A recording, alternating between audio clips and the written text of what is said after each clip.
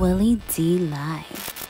But what do we do to resolve the issue instead of just complaining about it? Because I do hear a lot of older people who criticize the music of today, and they have a lot to say about it, but they're not providing any solutions. And that's why I do what I do.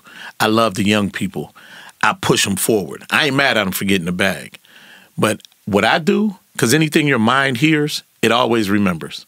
You know, it'll come up if you're in a situation. Somebody tell you you're in Florida, Willie D. In case an alligator ever come across you, because they will wear a zigzag. I don't mean shit to you right now. Be in Florida and let an alligator. Somebody told me to zigzag. You know what I'm saying? So I believe my job as a OG, you know, to me, an OG, you push the youth forward and you want them to succeed. That's why I ain't mad at the money. I want them to win, but I want them to win with a purpose. I want you to win understanding that if you talking about the dope game and material and all that, talk about the other side of the game too. Give a balance. I ain't saying, because we did some wild stuff in our days and we talked, but there was always that other side. I want them to win, and I hope that they get older. And because I think that when I'm talking to them and I'm telling them, hey, man, this is a communal thing. People in our day, y'all criticize, but we crawled so that you can walk. We built a foundation so that you can have something firm to stand on. Do not build this building up so high just to go burn it down. Don't do that. We have to take ownership of our culture again, period. Boom. You just said a mouthful, because when you're out there on the stage and you're making your records, you're putting your records out, you're doing your autograph signings, you're traveling the world, you're just having fun and enjoying the best experiences, and you're picking up your awards along the way, you can kind of get focused on just being talent, and you don't really have the foresight to say, you know what, I'm doing something special. Let me make sure I have some ownership in this thing after things start slowing down for me.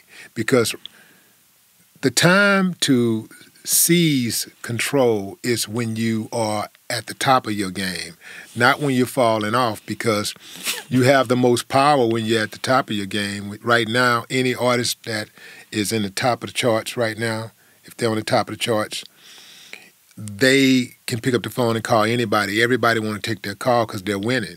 Mm-hmm. Once they're not winning as much, I'm talking about that visible winning where everybody knows you're winning and you got your name is in everybody's mouth. Once you're no longer, you don't have that, now you have to fight the stigma of being a loser, even though you may still be a winner. Right. People look at you like, oh, he ain't winning no more, so let me move on to somebody else. So the time to seize control is when you are at the top of your game, and that's something that I didn't catch. And I almost missed it myself, because I was like, I didn't want to be the old bitter dude. Exactly. I didn't want to be that dude. So I was like, instead of just complaining about everything, you know, I dropped the ball. Let me come back and cut out a piece of this pie for myself. And that's what I did when I got back into media, when I started getting into media from a different route. You know, like a lot of times as an artist, you just want to make music and you want to be on the radio. Well, everybody got an expiration date, and you got to meet that reality at some point. Mm-hmm. So I was like, well, you know, they're not going to let me in through that way. Let me go around here and reinvent myself and bring and usher in a whole new audience of people who, because the people that love me, that mess with me for real, they're going to be there no matter what. Yeah. They're going to be there. Let me go get these new people. Garner some new fans. Let me bring the new ones in and then put this information out there. And that's how I build the following that I have. Yeah, and I have a say-so in what go on in hip-hop now. I got a say-so in what goes on in black media now. You know you Willie D, right? I'm going to say this, man. One thing, I'm going to give you a bushel of roses right now. The first time I ever met Willie D, we was at a club on the North Side. It might have been called the North Side. It didn't change so many times. And you was walking out. No.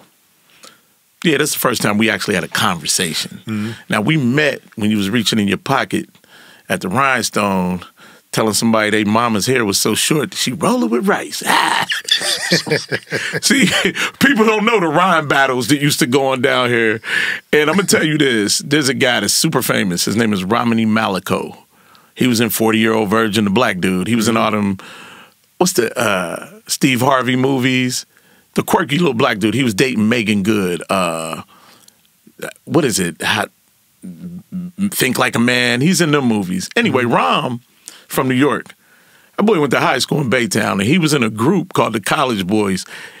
Yeah, I remember College Boys. Okay, well, I didn't know that. That's the same dude that's in 40. Wow. That's Rom, and he used to run with a cat named Squeaky. He used to beatbox. Wow. Y'all used to rap battle. I know. Yeah, I remember that. He out in California.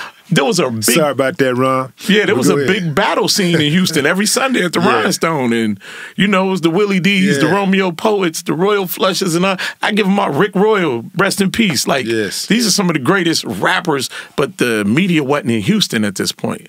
Yeah. But Will... I got partners in California that, you know, as a matter of fact, they say your lyrics and you don't even remember them. You know, you just said some wild stuff. But we got Willie D at the top of the charts as being, when you analyze every lyric ever said, you probably the truest. And if you said these guys is 80% of what they talking about, 90, yeah, you up there in them 90s because I saw Will in action. But the one thing, like I said, them Rhinestone battles is epic, but you was going to the north side. I was out southwest at the time. When we was talking, you was coming out of the north side. You had the medallion on, the African medallion, and Ghetto Boys y'all was getting it cracking. You know, I think it was Lil Jay's birthday one year, and he diamond necklaces and all that. And they was like, Will, where your gold chain at? I said, damn, Will, you don't rock no G? Man, fuck that. Nigga, when all my people in Africa could afford gold, I'll rock some gold. And that's when I was like, okay, this dude's coming from a political place. And that's how I grew up. Mm-hmm. And I was like, Will, you the same guy.